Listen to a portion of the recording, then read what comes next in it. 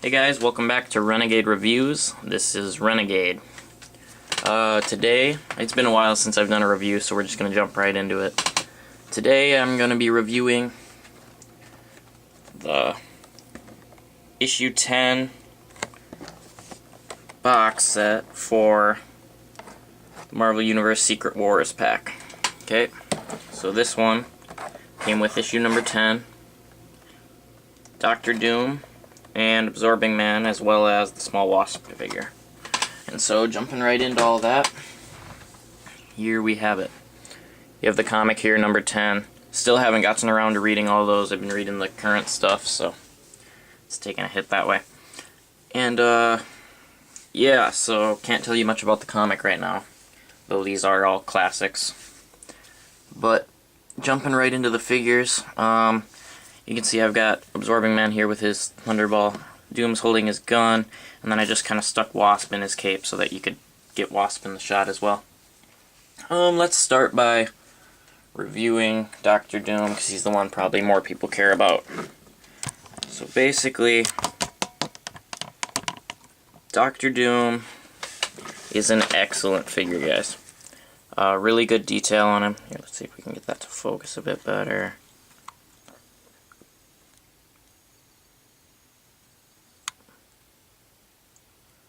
You know, he's got great face sculpt, really sweet cape, arms look good and everything. He's the Ultron body, the Ultron figure body, but he's got the, and this is like a real soft plastic that looks really well like fabric. You can see that it's got lines of detail in there and stuff. It's all like cross-patched and stuff.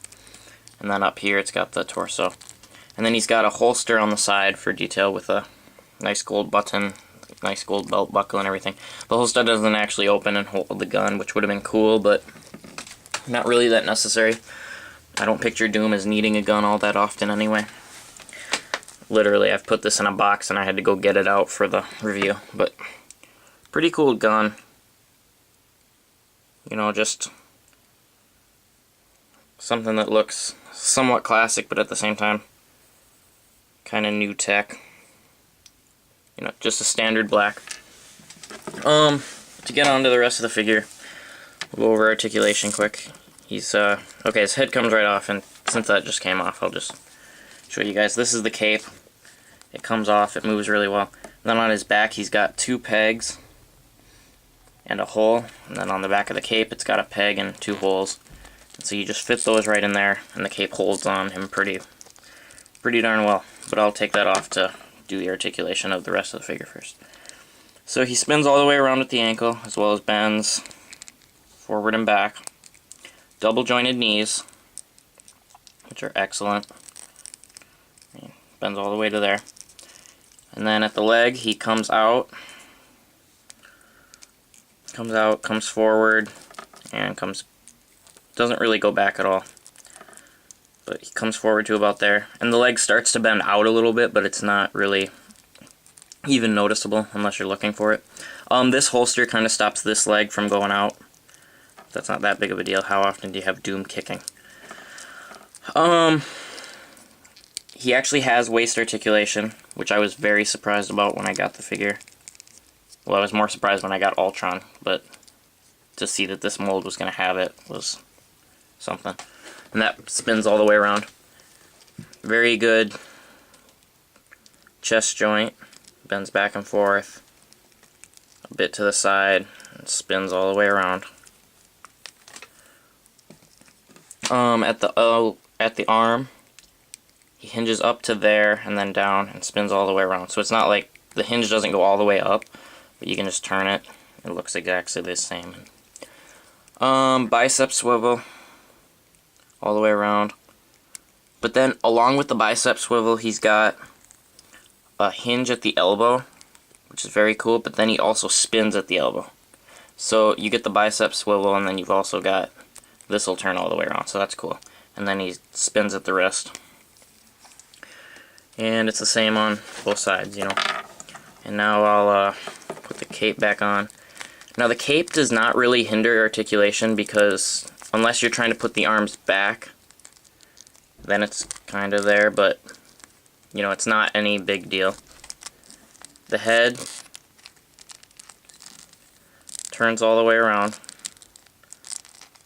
Doesn't really look up or down or anything. I mean, maybe just a little bit, but not much. And yeah, so that's Dr. Doom. Great detail on him, guys. He captures the likeness extremely well. Nothing really lacking from this figure. You get one hand that looks like he's blasting, or it holds it up like he's looking at how strong he is, or mustering strength. Then he's got one that's a trigger. And then this one actually comes with the Wasp figure as well, which has clear wings that look pretty cool. Although they're different sizes on mine, which is kind of weird. But it's just flat paint detailing. Like, it's just green. Like, you guys can see it, and I can't get it to focus much better than this, but I don't really need to. What you see is green, what you see is purple, brown hair, and then just a tan skin color face. So that's the Wasp. No articulation or anything. She's just bent in kind of a flying pose. No stand for her. You just kind of try to fit her in where you can. And then I'll go right on to Absorbing Man. Absorbing Man is, sorry about the door opening and closing. Absorbing Man, pretty cool figure. He's got the same wrecking ball as Thunderball had, although if you look at Thunderball's, Absorbing Man's, they went all out and did the real metallic paint detailing on it. It looks just a lot better, it pops a lot more. And so that's really cool. Absorbing Man, great detail on him with the, you know, like he was absorbing some kind of concrete or something. It looks really cool. And to focus on his face a bit. He's just really cool looking head sculpt. It's perfectly what he looks like in the comics with the shape of the head and everything. You know, he's kind of a goofy looking guy, and they captured that. He looks up and down just a little bit, not very much. Spins all the way around at the head. The torso joint is maybe a little loose, but not really too bad. Turns all the way around at the torso. You know, he goes forward, goes back, but you see what I mean, he kind of wobbles. At the arm he comes up, just like Doom, doesn't go up further than that, but he spins all the way around, so it doesn't matter. Bicep swivel, spins all the way around, bends at the elbow, right like that, wrist rotates, no waist joint. The leg comes out to there, doesn't really go back, comes out to there, forward. Double jointed knees, bends there. And then the ankle can spin all the way around, but it's hindered by the sculpt of his pants, as you see. He's got like... But I love the detail on his pants and on his shoes. It's really cool.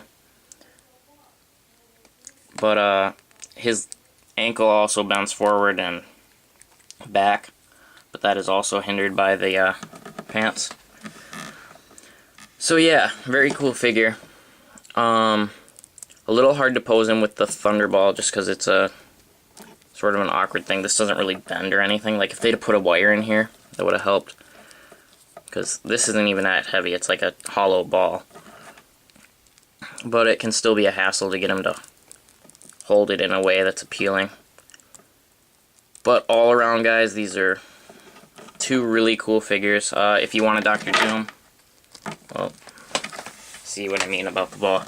If you want a Dr. Doom, this is the set you gotta get. And he's well worth it, I believe. And then you get the Absorbing Man, who's no slack figure, so it's not like you're taking a hit to get the Dr. Doom and you're getting some crap figure. The Absorbing Man is a really cool figure. Real solid one. You get the little Wasp, which is just like an added bonus.